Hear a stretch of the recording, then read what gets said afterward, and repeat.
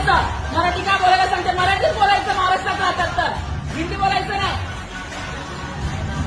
मग तुला हिंदी बोलता जमते का, तुला जमते का बोलायला, तुला जमते का बोलायला, तुला मी काय सांगितलं की नाही जमत तर मराठी बोलू शकता. एवढे 2 शब्द बोलले मी, 2 शब्द बोलले मी.